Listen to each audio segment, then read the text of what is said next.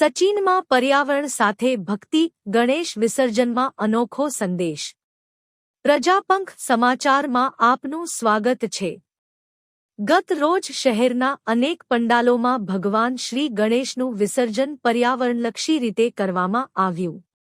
શ્રી રામનગર ગાંગુલીભાઈ, શ્રી રામનગર મહાદેવ મંદિર શ્યામ Sharma, Shivkrupa society housing Amitbhai, રાજ અભિષેક Jagdish Bhadiyadara, Radha Krishna society Vijaybhai Taylor, Jalaram મંદિર જય શર્મા અને રામેશ્વર રેસિડેન્સી સચિન સુનિલ પ્રજાપતિના ત્યાં।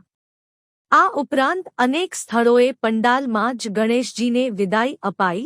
આ તમામ સ્થળોએ આયોજકોએ પર્યાવરણને હાનિ ન થાય તે માટે માટીની તેમજ પર્યાવરણ મિત્ર મૂર્તિઓનું વિસર્જન ભક્તિભાવ અને નાચગાથી ખુશીથી પૂજ્યા વર્ષી લવકરિયાના ગગનચુંબી નાદોથી કર્યું।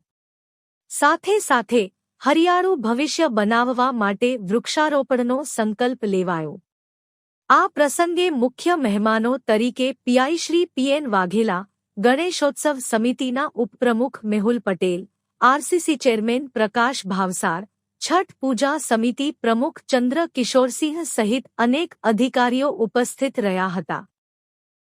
આ પ્રયાસોએ સંદેશ આપ્યો છે કે ભક્તિ સાથે પર્યાવરણનું સંતુલન જાળવવું પણ એટલું જ આવશ્યક છે।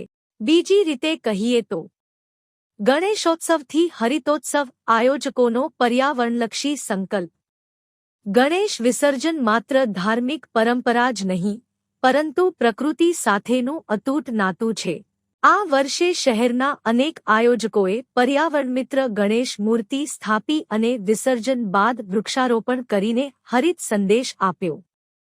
મૂર્તિ બનાવનારા કલાકારોને પણ આ અભિગમથી પ્રોત્સાહન મળ્યું છે। આયોજકોને સમાજમાંથી વ્યાપક પ્રશંસા મળી રહી છે, કારણ કે તેમણે ભક્તિ સાથે ભવિષ્યની પેઢીને હરિયાળું પર્યાવરણ આપવાનો સંકલ્પ કર્યો છે। સમાજના આગેવાનો તથા અધિકારીઓએ સ્પષ્ટ સંદેશ આપ્યો, દરેક તહેવાર સાથે પ્રકૃતિપ્રેમ જોડવો અત્યંત જરૂરી છે।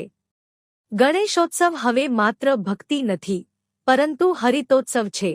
આજે બસ આટલું જ। આપ હંમેશા જોડાયેલા રહો પ્રજાપંખ સમાચાર સાથે। નમસ્કાર।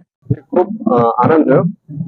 જે રીતે આપ જાણો છો, ગણેશ ચતુર્થીના તહેવાર નિમિત્તે આજ વિસર્જનના ખૂબ મોટા દિવસ છે। તેમાં મહેરબાન સીપી સાહેબ તરફથી અવારનવાર મિટિંગો કરીને ગણેશ જે સમિતિ છે અમારા ઉત્સવ સમિતિ, એની પણ વારંવાર મિટિંગો થઈ છે અને જે પબ્લિકમાં અવેરનેસ આવે, જે પોતે જ્યાં એમના કહેવાય કે ગણપતિજીના સ્થાપના કરે છે એ જ જગ્યા ઉપર ગણપતિજીના વિસર્જન કરવામાં આવે, એની અપીલ વારંવાર અલગ અલગ માધ્યમથી કરવામાં આવે છે, જેથી સમિતિના સભ્યો અને પોલીસ સ્ટાફ અને તંત્ર પણ જે એવા જગ્યા છે જ્યાં પરિવાર દ્વારા કે સોસાયટી દ્વારા કે કોઈ મહોલ્લા દ્વારા જ્યાં જગ્યા ઉપર સ્થળ ઉપર જ ગણપતિજીના વિસર્જન કરવામાં આવે છે, નહીં કે કૃત્રિમ તળાવ ઉપર કે નહીં કોઈ બીજી અન્ય કોઈ જગ્યાએ, તો એવી સોસાયટીઓમાં એવા ઘરોમાં અમે જઈને સાથે રહીને ગણપતિજી નાના બાળકોથી લઈને પરિવારના સભ્યો વડીલો સાથે ખૂબ આનંદ સાથે ગણપતિજીના વિસર્જનના લાભ લઈએ છીએ અને ખૂબ આનંદ અનુભવીએ છીએ। કામગીરી માટે શું? જી બિલકુલ, આ જે જગ્યાઓ છે જ્યાં કોઈને વ્યવસ્થા છે તો એવી જગ્યા ઉપર અમે વૃક્ષોના પણ અર્પણ કરીને એ જગ્યા ઉપર એક યાદગીરી રહી જાય। જે વર્ષના ગણપતિજીને જ્યાં વિસર્જન કર્યું છે ત્યાં એક નાના વૃક્ષની આજે રોપવામાં આવ્યા છે, જે ભવિષ્યમાં એક વટવૃક્ષ થાય અને દરેક વર્ષે અલગ અલગ વૃક્ષ ત્યાં વાવી એક સરસ એવું સુંદર જે કહેવાય ઉપવન બને એવા મેસેજ સાથે પણ અમે આજરોજ કાર્યવાહી કરેલા છે।